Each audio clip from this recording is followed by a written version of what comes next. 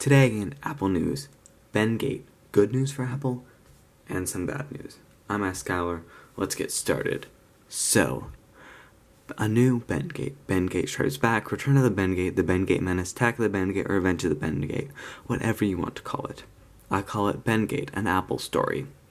So, Bendgate. First, with the iPhone 6, which is what I have here, I have a 6 Plus, it was prone to bend. So, the phone was it was the first thin phone Apple did, and so the phone could bend. You could take the phone, and you could bend it like this, and it would bend. Mine, I could get it to bend if it wasn't in this case, and if I tried to. Maybe I could in this case, but I would not like to bend my phone because the problem with that is it causes damage, which we don't want. And now the new iPad Pro has been having Bendgate issues. Now, it's not the biggest problem, but the problem with the iPad Pro is it's happening out of the box in shipping, which is not good. So, and now, while that is to a small amount of people, it is 2 people, and that's not good. We don't really want that. So, maybe Apple should stop doing super thin things and go for maybe a little bit more robust designs, because I can imagine this phone would probably break really easy to drops and other things too. So, yeah. Same with probably the iPad. The iPad Pro is probably really prone to dropping. It probably needs a case, but it probably doesn't do so well with a case because of how big it is. So, maybe Apple needs to go a little bit thicker with their phones. Now, next, this is a big thing that, like most major news outlets, all the YouTubers and everything has reported on. I'm really late here, but I just want to touch on it. So, last year, this picture right here, I reported on a survey that 9to5Mac did about what new features people would want in an iPhone. And the most one was price, right up here at the top. 7,473 people at the time of taking the screenshot did that, which is about 30% of the people who voted.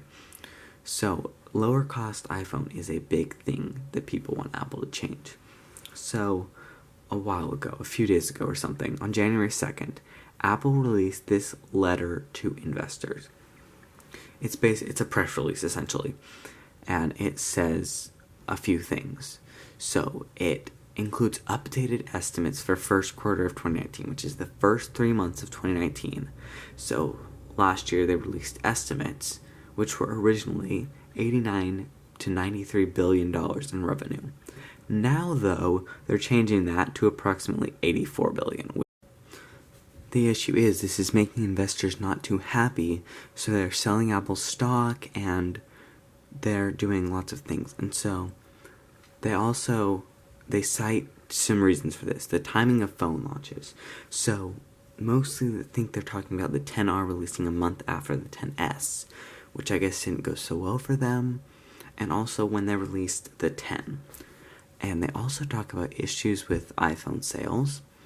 So specifically in China, or because of this high cost associated with these new phones, and low stock. So, let's go in depth on these last two.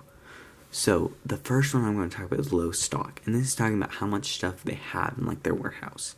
So there were not always enough Apple Watches or iPads for people to buy, so there were less sales of iPads and Apple Watches and some of those low stock items, maybe like Apple Pencils too. So that was a problem, so they sold less.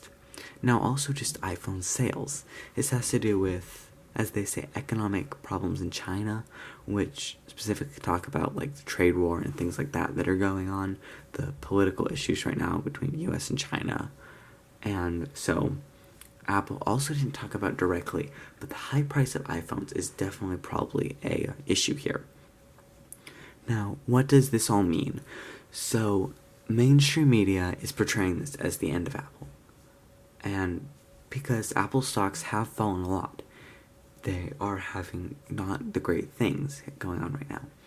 But really, this is such a big company, they will probably just bounce back after their next release of sorts. So, next let's talk about this new iPhone they're supposed to release. So, we've not had many leaks, but we know that it may use some 3D sensors from another company for better Face ID or augmented reality. And there's also these renders right here, which show this is a 3-camera design.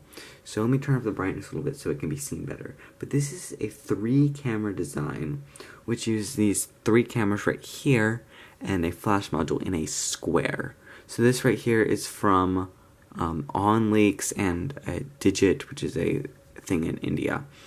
And that's where this render comes from. And it's also been confirmed by a reliable Apple leaker, Ice Universe. But really, if this happens, it'd be so weird because this just looks ugly to me. But maybe the Apple will do it, I don't know. So, but we also know that Apple's working on iOS 13 because phones running iOS 13 have been seen visiting the Mac Rumors website. So Apple is developing it, which makes sense that they would be developing this early. I expect they've been developing it for a while now, and hopefully it does well with new features, but hopefully also keeping the performance we gained in iOS 12. Now, iTunes and Apple Play. So this right here is an Apple TV. It blacks out when I do this. But the idea here, iTunes AirPlay 2 coming to Samsung TVs.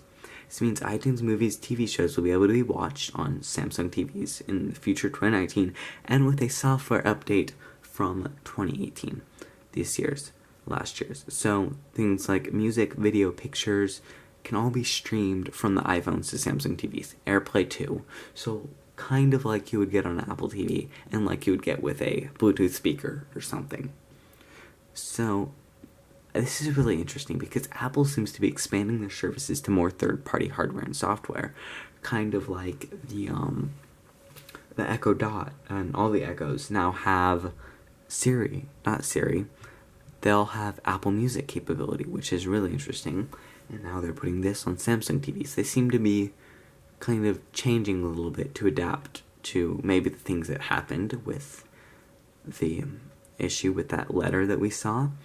And also, this is not really related to anything else we've talked about, but so this week is CES, which is a tech conference where they show a bunch of new tech stuff. And Apple purchased this ad.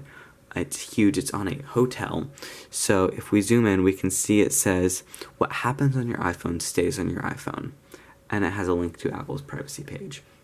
So what they're saying here is they're making a statement on we keep stuff private. And although they don't have like booths at CES because they don't really show off new tech like these other companies do, they're totally making a statement here about how we keep stuff private. And your companies like Apple, like Amazon and Google, they don't really do that.